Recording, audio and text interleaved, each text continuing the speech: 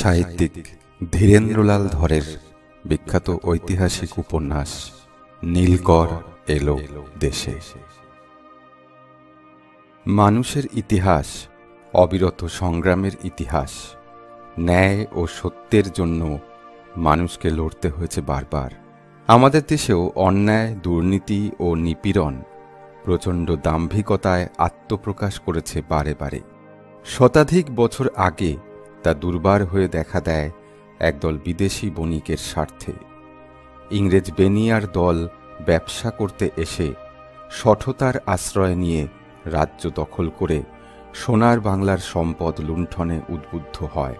বস্ত্রশিল্প, নীলের চাষ, লবণ শিল্প, আফিমের চাষ, একটির পর একটি কারবার ফেঁদে ব্রিটিশ বেনিয়ার দল বাংলার মানুষকে নিঃস্ব করে দেয়। সে রিক্ততা সাধারণ মানুষ কিন্তু নীরবে স্বীকার করেনি। তারা প্রতিবাদ করেছে, প্রতিরোধ করেছে, লাঠি ধরে মুখোমুখি লড়েছে। ব্রিটিশ শাসনের যে উজ্জ্বল রূপ ইতিহাসের পাতায় পাতায় লেখা আছে, সেই উজ্জ্বল মিথ্যার অন্তরালে অনেক সত্যের রক্তাক্ত কলঙ্কিত অধ্যায়। সেই সব অধ্যায় ব্রিটিশ শাসনের সমস্ত গৌরবকে মসীলিপ্ত করেছে। সেই মসীলিপ্ত ইতিহাসের একটি অধ্যায়ের সাক্ষী মধুমতির তীরে এক ভগ্ন শিব মন্দির, আর ঘাটের প্রাচীন একটি বটগাছ বুড়ো শিবতলা। বুড়ো শিবতলা নিয়েই আমাদের এই কাহিনী। নদীর ঘাট থেকে বরাবর পথ চলে গেছে পশ্চিম মুখ। বাঁশবন পার হয়ে চৌধুরী বাগান পাশ কাটিয়ে গ্রামে গিয়ে পড়েছে। এই পথের পাশেই পুরনো ঝাঁকড়া বটগাছটার আড়ালে পুরনো একটি শিব মন্দির। একসময় এখানকার ঠাকুরের জাগ্রত দেবতা বলে খুব মাহাত্ম্য ছিল। যে যা মানস করে সন্ন্যাস করত তার তাই সিদ্ধ হতো। 7 দিন ধরে এখানে চড়কের মেলা বসত, যাত্রা কথকতা বসত 7 দিন ধরে। আশেপাশের 7খানা গায়ের মানুষ দিনে রাতে গিজগিজ করত শিবতলার মাঠে। এখন আর সেদিন নেই। জমিদার ভূপতি চৌধুরী শরিক আনার বিদ্বেষে লেঠেল লাগিয়ে জয়গোপালের ঘর জ্বালিয়ে দিলে। জয়গোপালের 8 বছরের ছেলেটা সেই আগুনে পুড়ে মরল। জয়গোপালের স্ত্রী এসে শিবতলায় হত্যে দিয়ে পড়ল। 7 দিনও গেল না, মন্দিরে বাজ পড়ল। বুড়ো শিব স্বপ্নে দেখা দিয়ে পূজারী মুকুন্দ আচার্যকে বললেন, জমিদারের পাপে গায়ে মরক লাগবে, আমি চললুম। সেটা চৈত্র মাস। কদিনের মধ্যেই গায়ে মরক লাগল। তাইতে জমিদারের একটি ছেলেও মরল। সে বছর চড়কের মেলায় আর লোক হল না। সেই থেকে বুড়ো শিবতলার জৌলুস কমল। চড়কের মেলা একদিনেই শেষ হল। গাজনের সন্ন্যাসীর ভিড়ও কমে এলো ধীরে ধীরে। লোকে বলল, বুড়ো শিবের মাহাত্ম্য আর আগের মতো নেই, ডাকলেও আর সাড়া দেন না। লোকের কথায় কিন্তু পূজারী মুকুন্দ আচার্যের পূজা অর্চনার কোনো প্রকার ভেদ হল না। পূজার্থীর ভিড় যত কমতে লাগল, দেবতাকেই তত আপন করে যেন তিনি পেতে লাগলেন। সারা দিন তার মন্দিরেই কাটতে লাগল। অসুখ বিসুখ কিছুই হয়নি। মন্দিরের মধ্যেই জপ করতে করতে একদিন তিনি চিরনিদ্রায় ঢলে পড়লেন। এখন মুকুন্দের ছেলে বিশ্বনাথ মন্দিরে পুজো করে। পিতার একটা টোল ছিল, বিশ্বনাথ তা বন্ধ করে দিয়েছে। গায়ের লোক বলল, এই চৌতুষ্পাটি তুলে দিলে কেন? ওটা তো বেশ চলছিল। বিশ্বনাথ জবাব দিলে, অন্যকে শেখাবো কি? আমি আগে নিজের শিক্ষায় শেষ করি। তুমি তো অনেক শাস্ত্র পড়েছ, তাই পড়াতে। না, অন্যকে পড়ানোর মতো বিদ্যা আমার হয়নি, সে হবে মিথ্যাচার। মুকুন্দ আচার্যের ছেলে মিথ্যাচারী হতে পারে না। অনেকে এজন্য বিশ্বনাথকে গোয়ার বলতো, কিন্তু মুকুন্দের শিষ্য মহলে বিশ্বনাথের কদর ছিল। তাদের কাজে কর্মে বিশ্বনাথেরই ডাক পড়ত। সমস্যা সংকটে বিশ্বনাথের উপদেশ নিত তারা। নাট বারান্দার পাশেই একটি মেটে দোচালা। মন্দিরের কাছাকাছি থাকার জন্য মুকুন্দ আচার্যই এই ঘর তুলেছিলেন। এখন বিশ্বনাথ এখানেই থাকে। সংসারে তার একমাত্র আপনার জন 12 বছরের ছেলে শিবনাথ। সেই যে চড়কের সময় 7 দিনের জ্বরে বউ মরে গেছে, তারপর সে আর বিয়ে করেনি। হরিবাউরির বিধবা বোন এসে ঘরের কাজ করে দিয়ে যায়, পূজার জোগাড় করে, এজন্য সে পয়সা নেয় না। সেদিন দুপুরে বিশ্বনাথ দাওয়ায় বসে ছেলেকে পড়াচ্ছিল। ঠিক পড়াচ্ছিল না, নিজেই পুঁথি পড়ছিল, আর মাদুরের একপাশে বসে শিবু শঙ্করাচার্যের মোহমুদ্গর আবৃত্তি করছিল। নলিনী দলগত জলমতি তরলম তদ্পদ জীবন মতিশয় চপলম। এমন সময় গায়ের পথে বাউলের গলা শোনা গেল। পড়া থেমে গেল। গাইতে গাইতে বাউল এসে পড়ল পড়ার সামনে। একতারাটি মাথার উপর তুলে টুংটুং করতে করতে সে এসে দাঁড়ালো। বিশ্বনাথ বললে, বসো। বাউল দাওয়ার একপাশে বসল। ছেলেটির পানে তাকিয়ে হাসি মুখে বলল, কি গো ছোট পণ্ডিত, কি পড়ছ? শিবনাথ বলল, শঙ্করাচার্যের শ্লোক। বেশ বেশ, পণ্ডিতের ছেলে, পণ্ডিত হও। তারপর বিশ্বনাথের পানে তাকিয়ে বাউল বলল, আর তোমার পুঁথিখানাও তো নতুন ঠেকছে দা ঠাকুর। আর তুমি আবার নতুন করে কি পড়া শুরু করলে গো? বিশ্বনাথ হেসে জবাব দিলে, চার বাগ দর্শন। সেটা আবার কি? দর্শন তো একটাই শুনেছি, বেদান্ত দর্শন। দর্শন 6টা, বেদান্ত তার মধ্যে সবচেয়ে প্রাচীন, এটা তার বাইরে সবচেয়ে নতুন। তা এতে কি ভগবানকে পাওয়ার সহজ কথা কিছু আছে নাকি? না, ভগবানের কথা নেই, আছে সব উল্টো কথা। তা ও পড়ে তোমার কি হবে দা ঠাকুর? ও তো তোমার কোনো কাজে লাগবে না। জ্ঞান লাভ হবে, জ্ঞানই তো শক্তি। পড়াশোনার যে জ্ঞান, তাতে কোনো শক্তি বাড়ে না দা ঠাকুর। লেখাপড়া জানা মানুষ শুধু নিজের স্বার্থের হিসাব করে চলতে শেখে, তাতে কাজে গোয় না, মানুষের কোনো উপকারও হয় না। কেন, কি হলো? দেখছো না নীলকর সাহেবগুলো দেশটাকে তছনছ করে দিলে। দেশে এত যে লেখাপড়া জানা মানুষ আছে, কেউ একটা রাগ কাটছে না।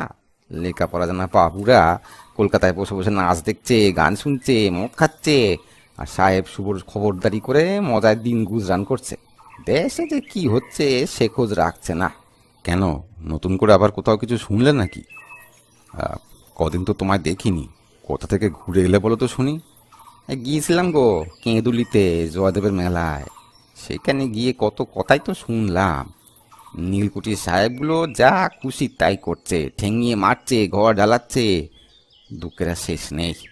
শুধু লোকের মুখে শুনলে, নিজের চোখে কিছু দেখোনি? তা দেখিনি আবার, চোখের ওপর দেখছি শামু সাহেব এই অঞ্চলে কি অনর্থটা না করছে। তো শুনলে আর দেখলে, প্রতিকার কিছু করতে পারলে কি? আমি বাউল বাউন্ডুলে, আমি করবো এর প্রতিকার? তাহলে কে করবে? করবেন নারায়ণ, তার চরণে এত পাপ তো সময় না। নারায়ণ কি সত্যি আছেন বাউল দাদা? ঠিকই আছেন গো দা ঠাকুর। তিনি আছেন বলেই জগৎ সংসার চলছে, চাঁদ সূর্য উঠছে। তিনি তো সবই তো তার সৃষ্টি গো। তাহলে এই ভালো মন্দ, দুঃখ কষ্ট সবই তার সৃষ্টি, তিনি ইচ্ছে করে সব বজায় রেখেছেন। সে কথা তুমি বলতে পারো দা ঠাকুর, সে কথা আমি 100 বার মানি। তাহলে আর মনে কষ্ট পাও কেন? যা কিছু হচ্ছে তিনিই করাচ্ছেন। সব গোলমাল চুকে গেল, সাহেব ঠ্যাঙাচ্ছেন, তার পিছনেও তিনি, আবার চাষি মার খাচ্ছে, তার পিছনেও তিনি। তুমি পণ্ডিত মানুষ, তোমার সঙ্গে কথায় পারবো না দা ঠাকুর। 7 রাজ্য ঘুরতে ঘুরতে আসছি, পাহাড় চলছে না। আর 2টো মুড়ি দাও আর 1 ঘুঁটি জল দাও, পেটের আগুন ঠান্ডা করে এখানে গড়িয়ে নি। বসো বসো বলে বিশ্বনাথ ঘরের মধ্যে চলে গেল। একটা ছোট চুপড়ি করে 1 চুপড়ি মুড়ি আর বাতাসা এনে ধরে দিল বাউলের সামনে। বলল, এই খাও আগে, আরও দেব। না না, আর চাই নে, এই অনেক হলো। বাউল খেতে শুরু করলো। খেতে খেতে বাউল বলল, কথায় কথায় আসল কথাটাই বলা হয়নি দা ঠাকুর। নপাড়ার ভুবন মুকুজ্জেকে নীলকরের পেয়াদা বড্ড মেরেছে গো। বাঁচার আশা কম, জ্ঞান নেই। একবার গিয়ে দেখে এসো, দেরি করো না। ভুবন বিশ্বনাথের সহপাঠী, তার বাপের চতুষ্পাঠীর ছাত্র। মুখুজ্জেরা নপাড়ার অবস্থাপন্ন গৃহস্থ। কথাটা শুনে বিশ্বনাথ অবাক হল। বললে, বলো কি, ভুবনকে নীলকরের পেয়াদা ঠেঙিয়েছে? সে তো নপাড়ার মানি লোক গো। শামু সাহেবের কাছে মানি আর অমানি, হয় নীলের চাষ করো, না হয় মার খাও, মাঝামাঝি কিছু নেই। তুমি ওখানে গেলেই সব শুনতে পাবে। বিশ্বনাথ খানিকক্ষণ চুপ করে বাইরের পানে তাকিয়ে রইল। এই নদীর ধার দিয়ে ভুবন চতুষ্পাঠীতেই পড়তে আসত। কতদিন বিকেলবেলা এই পথে তাকে এগিয়ে দিয়ে এসেছে, সে তো এই সেদিনের কথা।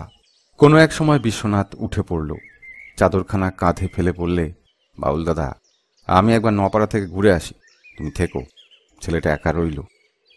নদীর ধার দিয়ে বরাবর পথ, বাঁশবন পার হয়ে মাঠ, মাঠের শেষে মনসা ডাঙার বিল, বিলের ধারেই কঘর জেলের বাস, সেখান থেকেই নপাড়া শুরু। শিবতলা থেকে নপাড়া ক্রোশখানেকের কম হবে না। জেলেপাড়া শেষ হতেই মুখুজ্জেদের বাগানের ছাতিম গাছটার গন্ধ ভেসে আসে বাতাসে। বেড়া ঠেলে ঢুকতেই চোখে পড়ল উঠানের মাঝে নিম গাছটার নিচে বাঁধানো বেদিটায় কারা যেন বসে আছে। বিশ্বনাথকে দেখেই তাদের মধ্যে থেকে ভুবনের বড় ছেলে যদু এগিয়ে এলো। বিশু কাকা এলেন? আপনাকে ডাকতে এখনই লোক যাচ্ছিল। ভুবনের খবর কি? বাবার অবস্থা ভালো নয়, নীলকুঠির পেয়াদারা মারধর করেছে বলে শুনলাম। হ্যাঁ, বিলের ধারে যে 10 বিঘে খাস জমিতে আমরা বাসমতি ধান আবাদ করি, ওই মুচ্ছুদ্দি সেখানে খতাই দিলে বললে পুরো জমিটাই নীল চষতে হবে। বাবা রাজি হলেন না। সাহেব বাবাকে কুটি বাড়িতে ডেকে পাঠালো। কাল সকালে সাহেব সেখানে বাবাকে চাবুক মেরেছে। বাবা মার খেয়ে অজ্ঞান হয়ে গিয়েছিলেন। কলিমুদ্দি গরুর গাড়ি করে বাবাকে বাড়ি এনেছে। সেই থেকে বাবার ভালো করে জ্ঞান হয়নি, কথা অবধি বলতে পারছেন না। কবিরাজ মশাইকে একবার, কালই তিনি 2বার দেখে গেছেন, আজও 2বার এসেছিলেন, ওষুধ দিয়েছেন, কিন্তু এখনো ভালো কিছু হয়নি। একটু আগে তিনি বলে গেছেন, আশা নেই। যদুর গলা ধরে গেল, চোখে জল এলো। বিশ্বনাথের মুখখানা থমথমে হয়ে গেল। যদুর কাঁধে একখানি হাত রেখে বলল, চলো চলো দেখি গে। বাইরের ঘরে নিচু তক্তপোষ পাতা, তক্তপোষের ওপর চোখ বুজে পড়ে আছে ভুবন মুখুজ্জে। চোখে মুখে ফুলো ফুলো ভাব। বাড়ির মেয়েরা ঘরে ছিল। বিশ্বনাথ ভিতরে ঢুকতেই তারা বেরিয়ে গেল। বিশ্বনাথ তক্তপোষের এক পাশে বসল, কপালে হাত দিয়ে ডাকল, ভুবন, ভুবন, মুখুজ্জে মশাই। ভুবন চোখ মেলল, জবা ফুলের মতো লাল দুটি চোখ। তাকিয়ে রইল খানিকক্ষণ, তারপর বিড়বিড় করে কি যেন বলল। ঠোঁট কাঁপল, কিন্তু কথা শোনা গেল না। কি বলছো? ভুবন সে কথায় কোনো সাড়া দিলে না, আবার চোখ বুঝল। বিশ্বনাথ ঝুঁকে পড়ে বলল, ভুবন, আমি এসেছি, বিশু, বিশু, বিশ্বনাথ। ভুবন আবার চোখ মেলল, কিন্তু বিশ্বনাথকে চিনতে পারছে বলে মনে হলো না। বিশ্বনাথ ভুবনের নাড়ি দেখল, ধমনীর গতি অতি ক্ষীণ, এখনই বুঝি থেমে যাবে। বিশ্বনাথ বলল, কবিরাজ মশাই মকরধ্বজ দিয়েছেন? হ্যাঁ, ওই তো খলে রয়েছে, মাঝে মাঝে জিভে লাগিয়ে দিতে বলেছেন। একবারে তো খাওয়ানো যায়নি, এতই মেরেছে যে অবস্থা। কবিরাজ মশাই নাড়াচাড়া করতে নিষেধ করেছেন, না হলে পিঠটা আপনাকে দেখাতুম। পরপর চাবুকের গায়ে চামড়া কেটে রক্ত বেরিয়ে গেছে। সেখানে কিছু লাগিয়েছ? নড়ানো নিষেধ, লাগাবো কি করে? ভালো মতো একটা নরম বিছানা পেতে সরিয়ে শোয়াতে অবধি পারিনি। বিশ্বনাথ চিন্তিত মুখে ঘর থেকে বেরিয়ে এলো। ভুবনের ছোট ছেলে বধূও পিছু পিছু বেরিয়ে এলো। ধরা ধরা গলায় ডাকল, বিশু কাকা। কি, বাবা বাঁচবে তো? তার মুখের পানে তাকিয়ে বিশু সহসা কোনো জবাব দিতে পারল না। তার একখানি হাত ধরে নেমে এলো উঠানে, সেই নিম গাছের নিচে। বলল, বসো এখানে। পাড়ার 3-4 জন সেখানে বসেছিল। অন্ধকারে তাদের মুখ দেখা না গেলেও বিশু সবাইকেই চেনে। হরিশ ঘোষ বলল, কেমন দেখলে দা ঠাকুর? ভালো নয়। এই কবিরাজ মশাই তো একরকম জবাব দিয়ে গেছেন শুনলাম। এখন যা করেন নারায়ণ। হারাধন দত্ত বলল, অমন ভালো লোকটা আর এইভাবে অপঘাতে মরতে হবে, বড় দুঃখের কথা। হরিপদ বলল, এই অপঘাতে প্রাণটা যাবে, এই সময় একটা সস্তায়ন করানো ভালো। কি বলো দা ঠাকুর? আমরা সেই কথা ভেবেই তোমাকে ডাকতে লোক পাঠাচ্ছিলাম। বিশ্বনাথ বধূর পিঠে হাত বুলাতে বুলাতে বলল, তাহলে কি কি জোগাড় যন্ত্র করতে হবে একটু বলে দাও। যদু ছেলে মানুষ, আমরাই সব ব্যবস্থা করি। যোগার যন্ত্র? আগে হ্যাঁ, ওই তুলসী পাতা গঙ্গা জল তো ঘরেই আছে, আর কি কি চাই? সস্তায়ন না? আগে হ্যাঁ, ব্রাহ্মণ অপঘাতে মূল্যে দোষ পাবে তো। বিশ্বনাথ সহসা দৃপ্ত হয়ে উঠল, বলল, এর সস্তায়ন তুলসী পাতা গঙ্গাজলে হবে না হরিপদবাবু। এর জন্য চাই দুটো ভালো বাঁশের লাঠি, একটা যদুর একটা বদুর। ওই নীলকর সাহেবটাকে ঠিক এইভাবেই পেটাতে হবে, তখনই অপঘাতের দোষ কাটবে।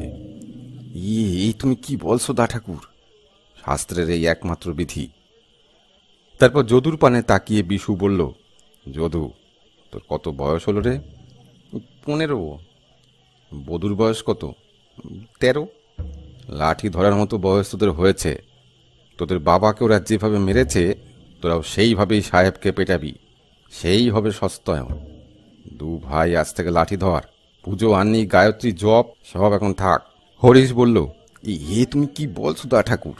ঠিকই বলছি, এই শাস্ত্রে বলেছে, কণ্টকনৈব কণ্টকম। নীলকর সাহেবের জন্য এইরকম অপঘাত আজ দেশ জুড়ে হচ্ছে। এই অপঘাতের দোষ কাটাতে হবে পাপের মূল শুদ্ধ উপরে ফেলে। ওদের লাঠির সঙ্গে আমাদেরও লাঠি নিয়ে বোঝাপড়া করতে হবে। নান্যপন্থা বিদ্যতে অয়নায়, অন্য পথ নেই। সংস্কৃত শুনে সবাই চুপ করে গেল। বিশ্বনাথের মুখের পানে তাকালো। ব্রাহ্মণ পণ্ডিতের মুখে এমন কথা তারা প্রত্যাশা করেনি। ভুবনের জীবনের আশা ছিল না, তবে ছেলে দুটি নেহাত ছেলে মানুষ, তাদেরকে দু চারটে সান্ত্বনার কথা বলা দরকার ছিল। যদু ও বধূর মাথায় হাত বুলিয়ে বিশ্বনাথ বলল, ভগবান ছাড়া ভরসা করার কেউ নেই। বাবা বিশ্বনাথকে জানাও, তিনিই রক্ষা করবেন। আমি এখন যাই, ঘরে ছেলেটা একা থাকতে পারবে না। আমি আবার কাল আসব। বিশ্বনাথ বাড়ির পথ ধরল। আনমনা হয়ে বিশ্বনাথ ফিরছিল। ভুবন মুখুজ্জের কথাটাই তার মনে তোল পার হচ্ছিল। এই তো সেদিনকার কথা, বাবা মুকুন্দ আচার্যের চতুষ্পাঠীতে ভুবন আসত। দুপুরের রোদ লেগে তার গৌর মুখখানা টকটকে লাল হয়ে উঠত। পাত্তারি রেখে সে নদীতে যেত মুখ হাত ধুতে। ওদের অনেকগুলো নারকেল গাছ, কোনো গাছের নারকেল পাড়া হলেই 5-6টা নারকেল সে নিয়ে আসত গামছায় বেঁধে। নারকেলগুলো হাতে ঝুলিয়ে আনতে পারত না, আনত কাঁধে করে। বিশ্বনাথ বলতো, এতগুলো আনিস কেন? 2-3টে আনলেই তো হয়। ভুবন বলতো, বেশি তো ভালো, সবাই বেশি বেশি খাবো, নালপে সুখম, তোর বোঝা কমতো। একে আমি বোঝা বলে মনে করি না। অথচ নারকেলের বোঝাটা কাঁধ থেকে নামিয়ে সে খানিকক্ষণ কাঁধটা মালিশ করে নিত। সহপাঠীরা মুড়ির সঙ্গে নারকেল খাবে, এই খাওয়াতে পারাটাই তার আনন্দ। লোককে খাইয়েই ভুবনের আনন্দ। কেউ খেতে পায়নি, এসে সইতে পারত না। গায়ের কতজনের ঘরে সে চাল ডাল পৌঁছে দিয়ে এসেছে। গরিব দুঃখীরা আদর করে বলতো, রাজাবাবু। সেই পরোপকারী মানুষটি নীলকর সাহেবের মার খেয়ে আজ মৃত্যুশয্যায়। বহুজনের আশীর্বাদ কুড়িয়ে কি লাভ হলো? অপঘাত। সামনের পথ দিয়ে লণ্ঠন হাতে একটি মানুষ আসছিল, সঙ্গে আর একজন। কাছাকাছি হতেই বিশ্বনাথ চিনল, সে নীলকুঠির মুচ্ছুদ্দি শঙ্কর গাঙ্গুলি। সঙ্গে দারোয়ান আসছে আলো নিয়ে। শঙ্কর হেসে বলল, এই বিশুদা যে, খবর সব ভালো? চলছে বলে বিশু পাশ কাটালো। শঙ্কর বলল, তা এদিকে কোথাও গিয়েছিলে? কোথায় গিয়েছিলাম নপাড়ার ভুবন মুখুজ্জের বাড়ি। তা মুখুজ্জে মশাই কেমন আছে? তোমরা তাকে যে মার মেরেছ, তাতে আজ রাত কাটবে না। আমরা মেরেছি? এ আপনি কি বলছেন? তোমরা মানে তোমাদের নীলকুঠির পাইক পেয়াদারা। এ তো আপনি আমাদেরকে ফৌজদারি মামলার আসামি করেছেন। আমরা মুখুজ্জে মশাইকে মারবো কেন? আমি কলিমুদ্দির মুখ থেকে সব শুনেছি। আপনি একজন পণ্ডিত মানুষ বিশুদা, আপনি এটা শোনা কথায় বিশ্বাস করবেন না। মুখুজ্জে মশাইয়ের মুখ থেকে আগে সব শুনুন। সে আশা নেই। ভুবন মুখুজ্জে এ জীবনে আর কিছু বলে যেতে পারবে না, সেদিক থেকে তোমরা নিশ্চিন্ত থাকতে পারো। তা হলো তো আমি নাচার, তবে আপনি ভেতর থেকে খবর নেবেন। এ হলো ওই বাউরিদের কাজ। ওদের সঙ্গে চাষাবাদের ব্যাপার নিয়ে মুখুজ্জেদের একটা গোলমাল চলছিল অনেকদিন থেকে। এখন বাগে পেয়ে ওরাই এই কর্ম করেছে। দোষ দিচ্ছে নীলকুঠির। বিশ্বনাথ আর সইতে পারল না, গম্ভীর স্বরে বলল, দেখো শঙ্কর, আমাকে বোকা বোঝাবার চেষ্টা করো না। তুমি অতি ধূর্ত আমি জানি, কিন্তু ধূর্তামি সত্যকে চাপা দিতে পারে না। তুমি তো বামুনের ছেলে, রামায়ণ মহাভারত পুরাণ পড়েছ। জানো তো যে দুষ্ট কখনো বিধাতার বিধান থেকে নিষ্কৃতি পায় না। তোমরাও পার পাবে না, তার কাছে কোনো চালাকি খাটে না। আপনি আমাকে ভুল বুঝছেন বিশুদা। বিশ্বনাথের ইচ্ছা হলো শঙ্করের গালে ঠাস করে এক চর বসিয়ে দেয়। অনেক কষ্টে সে ইচ্ছাকে দমন করে সে বললে, আমার বোঝাবুঝির কিছু নেই শঙ্কর। মাথার উপর ভগবান আছেন, তিনি সব দেখছেন, তার চোখকে কেউ ফাঁকি দিতে পারে না। আর কিছু বলার অবকাশ না দিয়ে হনহন করে বিশ্বনাথ নিজের পথে পা চালালো। শঙ্কর কয়েক মুহূর্ত চুপ করে দাঁড়িয়ে রইল। তার মুখে একটা ক্রূর হাসি ফুটে উঠল। শঙ্করকে যারা চিনত তারা এই হাসি দেখলেই শঙ্কিত হতো। এই হাসির আড়ালে সে অনেক প্রজার সর্বনাশ করেছে। শতাধিক বছর আগের কথা। সিপাহী যুদ্ধের পর্ব শেষ হয়েছে। ব্রিটিশ বেনিয়া কোম্পানির হাত থেকে ভারত সাম্রাজ্য মহারানী ভিক্টোরিয়ার শাসনাধীনে গিয়ে পড়েছে। কাগজপত্রে অনেক অদল বদল হয়েছে, কিন্তু শাসনের নামে যে শোষণ চলছিল তা বিশেষ বদলায়নি। কোম্পানির আমলে সাহেব বেনিয়াদের যে বজ্জাতি চলছিল তার কোনো হেরফের হয়নি। কোম্পানির আমলে নীলকর সাহেবরা বাংলাদেশে বেশ জাঁকিয়ে বসেছিল। ইস্ট ইন্ডিয়া কোম্পানি তাদেরকে অধিকার দিয়েছিল অবাধে কারবার ফাঁদবার। অনেক সাহেব জমিদারের কাছ থেকে জমি নিয়ে তালুকদার হয়েছিল। প্রজাদের উপর তারা যেমন খুশি হুকুম চালাতো, বেগার খাটাতো, জোর করে নীলের চাষ করাতো। কোথাও একটু বেসুর দেখলেই মারধর করা, আটক করা, ঘর জ্বালানো, কিছুই বাকি রাখত না। তাদের সহায় ছিল আইন ও আদালত। সাহেব কোম্পানির আইন ছিল সাহেবদেরই পক্ষে। নিজেদের ক্ষমতাকে আরও দুর্বার, আরও জোরদার করার জন্য এক এক অঞ্চলের নীলকররা একজোট হয়ে এক একটা যৌথ কোম্পানি গড়ে তুলেছিল। বহু কোম্পানির মধ্যে সবচেয়ে বড় কোম্পানি ছিল নদিয়া যশোরের বেঙ্গল ইন্ডিগো কোম্পানি। 594খানি গ্রামের তালুকদারি ছিল এদের হাতে। সেখানে 18 লাখ টাকা তারা খাটাতো নীলের চাষে, আর বছরে লাভ করত 80 লাখ টাকার মতো। এই লাভের প্রতিটি টাকা গরিব চাষির চোখের জল ও বুকের রক্ত দিয়ে তৈরি হতো। 1 টাকা খরচ করে 4 টাকা 4.5 টাকা লাভ পাওয়া যায়। এই লুঠের ব্যবসাকে বড় করার জন্য সাহেবরা কোনো আয়োজনই বাকি রাখত না। ডাকাত দলের লেঠেলদের তারা মাইনে দিয়ে পুষত, বেছে বেছে দুষ্ট লোকদের মুচ্ছুদ্দি ও গোমস্থা করত, দারোগাকে ঘুষ দিয়ে কিনে রাখত। দেশের যত অসৎ ও দুষ্টকেই তারা কাজে লাগাত। তাদের মারফত শান্তিপ্রিয় সাধারণ মানুষের উপর জুলুম চালানোর খুবই সুবিধা হতো। এই অঞ্চলে নীলকুঠির পত্তন করেছে সামুয়েল সাহেব। সামুয়েল এদেশে যখন এসেছিল কোম্পানির চাকরি নিয়ে, তখন 10 বছরের চুক্তি ছিল। চুক্তির মেয়াদ যখন শেষ হলো, সামুয়েল আর দেশে ফিরল না। এখনকার মতো তখনকার দিনেও সরকারি কর্মচারীদের ঘুষ নেবার সুবিধা ছিল চতুর্দিকে। তার উপর সাহেব হলে তো আর কথাই নেই।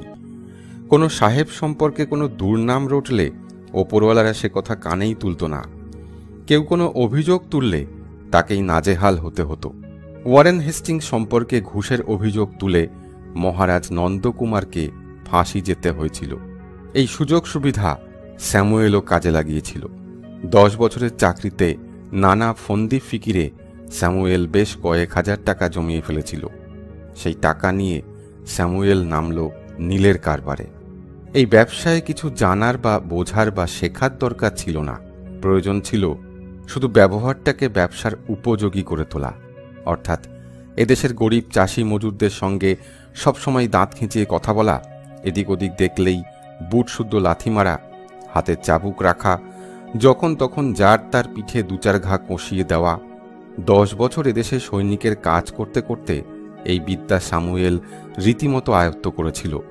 নতুন করে আর কিছু করতে হলো না। তাছাড়া যেটুকু শিক্ষা দীক্ষা থাকলে মানুষ ভদ্র হয়, সে শিক্ষা স্যামুয়েলের ছিল না। স্যামুয়েলের বাবা ছিল খনির মজুর, আর মা লোকের বাড়ির চিমনি পরিষ্কার করত, চারম্যান। বিনা পয়সায় যেটুকু প্রাইমারি পড়াশোনা হয় তার বেশি স্যামুয়েল আর এগোয়নি। গোড়ায় এক ডাক্তারখানায় শিশি বোতল ধোয়ার কাজ করত। তারপর চাকরি নিয়ে চলে আসে ভারতে। জীবনে খেয়ে পড়ে বাঁচতে হলে পয়সার প্রয়োজন সবচেয়ে বেশি। সৎ অসৎ যেভাবেই হোক পয়সা উপার্জন করতে হবে, এছাড়া স্যামুয়েল আর কিছুই বুঝতো না। সেই পয়সার মুখ স্যামুয়েল প্রথম দেখতে পেল ভারতে এসে। একটু বুঝে সুঝে চলতে পারলেই পয়সা। স্যামুয়েল উঠে পড়ে পয়সা রোজগার করতে লেগে গেল। খারাপ ভালো, ন্যায় অন্যায় কোনো বিচারই রইল না। কিন্তু এ ব্যবসা তো একা হয় না, কর্মচারী চাই। মনের মতো কর্মচারী খুঁজে পেতেও সাহেবের দেরি হল না। সোনামুখীর শঙ্কর গাঙ্গুলির সঙ্গে সাহেবের পরিচয় হয়েছিল। লোকটা 2-4 বার সেনা ব্যারাকের কাজে কুলি খাটিয়েছে। কুলিদের খাটিয়ে নেবার দিক থেকে মানুষটি বেশ তৎপর। কোনো গালি তার মুখে বাঁধে না, চর চাপড়ে বেশ হাত চলে। সাহেব তাকেই একদিন ডেকে বলল, তুমি আমার কুটির ম্যানেজার হইবে, সব ডেকিবে, বেতন পাইবে মাসিক 50 টাকা। শঙ্কর হাতে স্বর্গ পেল। তখনকার দিনে নীলকুঠির ম্যানেজারই মানে মা লক্ষ্মী সোনার ঝাঁপি নিয়ে ঘরে এসে উঠলেন। সে তখনই রাজি হয়ে গেল। দুষ্ট বামুন বলে চারপাশের 10খানা গায়ে শঙ্করের দুর্নাম ছিল। স্যামুয়েল ও শঙ্কর মণিকাঞ্চন যোগ হল। নানা ফন্দি ফিকিরে শঙ্কর স্যামুয়েলের ব্যবসা বাড়াতে লাগল, আর চাষিদের সঙ্গে লেনদেনের ফাঁকে বাড়াতে লাগল নিজের টাকা। নপাড়া, ভাতছালা, মুকুন্দপুর প্রভৃতি 4খানা গ্রামে রীতিমতো নীল চাষের জাল বিছিয়ে স্যামুয়েল সাহেবের নজর পড়ল পাশের জমিদারির দিকে। শিবতলা থেকেই তা শুরু। শঙ্করকে একদিন সাহেব বলল, তুমি একবার শিবতলা জমিদারের কাছে যাইবে, সব কটা কইয়া আসিবে, পরে আমি ওখানে নিরাপাত করিতে চাই। পরদিন সকালেই শঙ্কর এলো শিবতলায়। জমিদার জগদীশ বাবু বাইরের বারান্দায় বসে তামাক খাচ্ছিলেন।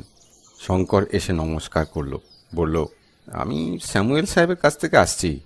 স্যামুয়েল সাহেব? ও, যিনি নারায়ণ রায়ের তালুকে নীলকুঠি করেছেন? আগে হ্যাঁ, আমি সেই কুটির ম্যানেজার। বসুন, সংবাদ কি বলুন। সামনে কয়েকখানি বেতের মোড়া পড়েছিল। শঙ্কর একটিতে বসল, তারপর বলল, আমাদের সাহেব একবার আপনার সঙ্গে দেখা করতে চান। কি কথা বলতে আসবেন কিছু আভাস দিয়েছেন? সম্ভবত আপনার কাছ থেকে 2-1খানা গায়ের বন্দোবস্ত চাইবেন। কিন্তু এদিকের প্রজারা কি নীলের চাষ করতে রাজি হবে? এখানে তারা তামাকের চাষ করে। তামাকের সঙ্গে আমাদের কি আছে? আমরা তো বিঘে পিছু 3 কাঠা ধরব, তাতে কারো কোনো গায়ে লাগবে না। তারপর আপনি আমাদের কাছ থেকে বছর শালিকানা একটা টাকা পাবেন। টাকা কুড়িয়ে নেওয়াই জমিদারের ধর্ম। সেই টাকা ঘরে এসে সাধছে, তাকে প্রত্যাখ্যান করা বুদ্ধিমানের কাজ নয়। তবে তখনই ঘাড় পাতলে মর্যাদা থাকে না। তাই জগদীশবাবু কমিউনিট চুপ করে থেকে বললেন, নীলকরের নানা অনাচারের কথা কানে আসে, আর সেই দিক থেকে একটু ভেবে দেখতে হবে। যা শোনেন সবটা সত্যি নয়। অনেকে রংচং দিয়ে গুজব ছড়ায়, হয় 1 গুণ বলে 100 গুণ। দুষ্ট প্রজাকে বসে রাখা কি কঠিন সে তো আপনি জানেন। তবু হরিপদর সঙ্গে একবার কথা বলে নিই। হরিপদ জগদীশবাবুর গোমস্থা। শঙ্কর বলল, একটু তাড়াতাড়ি আপনার কথা পেলে সামনের বর্ষাটায় আমরা পেতে পারি। বলেন তো 5-7 দিন পরে আমি আবার আসব। না, তার দরকার হবে না, আমি খবর দেব। শঙ্কর আর কথা বাড়াল না, নমস্কার জানিয়ে বিদায় হল। কিন্তু সোজা ঘাটে এসে নৌকো ধরে সে কুঠি বাড়িতে ফিরে গেল না। চৌধুরী বাগান ঘুরে এলো হরিপদ গোমস্তার বাড়িতে। হরিপদ চাদর কাঁধে ফেলে বেরুচ্ছিল।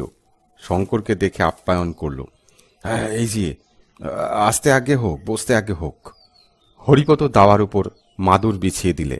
শঙ্কর বলল, আপনাদের কর্তা ওর কাছে এসেছিলাম, এখানে একটা বন্দোবস্ত নেবার জন্য। তা কি বলেন? বললেন হরিপদর সঙ্গে কথা বলে দেখি, তাই আপনাকে খবরটা দিয়ে যাচ্ছি। আপনি কর্তার সঙ্গে কথা কইবেন? সে যা করার আমি ঠিক করব, কিন্তু আমার পাওনাটার কথা আপনি মনে রাখবেন। আপনার দোস্তুরি আমি দেব, সে তো জানি। আপনার কাছ থেকে একটা ভালো টাকা পাবো বলেই প্রত্যাশা রাখি। কথা পাকা হয়ে গেলে আমি আপনাকে 50 টাকা দেব। বড্ড কম হয়ে গেল।